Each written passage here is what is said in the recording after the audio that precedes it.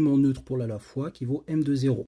Ça, en fait, c'est déjà fait d'après les questions précédentes. De plus, on a que ET est un groupe commutatif d'après 5A et 5B. Parce que dans un anneau, l'ensemble muni de la première loi doit former un groupe commutatif. La loi fois est associative. Oui, on l'a démontré quand on a démontré que ceci est un groupe dans la question 4. Pour montrer que c'est un anneau, il ne nous reste plus que la distributivité.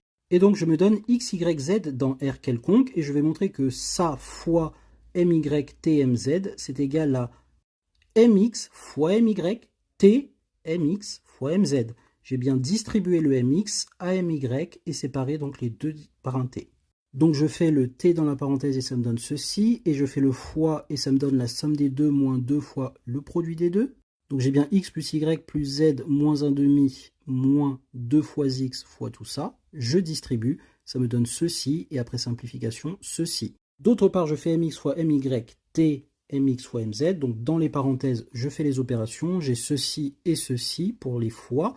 Et donc je fais t entre ces deux matrices et j'obtiens bien ceci, hein, la somme des deux moins 1 demi, ce qui me donne cette matrice-là qui correspond bien à l'autre matrice. Donc j'ai bien égalité entre les deux et je viens de démontrer la propriété de distributivité. Check. Alors dans un anneau non nécessairement commutatif, il faudrait vérifier la distributivité dans l'autre sens. Là on dit simplement un mot pour justifier que ça marche dans l'autre sens, puisqu'on a montré que la loi multipliée était commutative, d'après la question 4.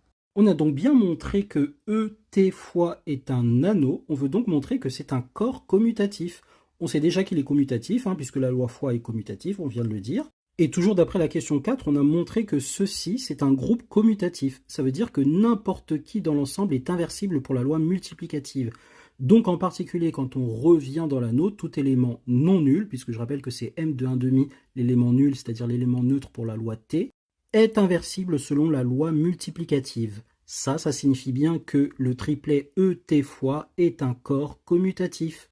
Check final. Maintenant, petite précision, on revient sur l'application dont je t'ai demandé de montrer qu'elle est injective. Et bien en fait, tu peux montrer que c'est un morphisme d'anneaux.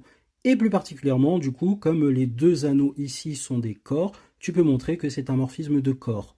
Et ainsi, d'après le cours, il y a deux façons de montrer que ce morphisme-là est injectif. Donc la façon à partir de la définition, que donc je t'ai demandé de faire en commentaire, mais aussi en utilisant la propriété que vérifie chaque morphisme entre deux corps. Je te laisse aussi le préciser en commentaire. Donc n'oublie pas, hein, tu dois vérifier que ceci est injectif, tu dois vérifier que c'est un morphisme d'anneau et donc de corps, et tu dois montrer qu'elle est injective en utilisant la propriété que vérifient les morphismes entre deux corps. Voilà, je suis allé un peu vite dans certains détails, mais j'espère que c'était clair pour toi, et n'hésite pas, si c'était pas clair, à poser tes questions en commentaire. On se retrouve pour la suite du corrigé, bisous!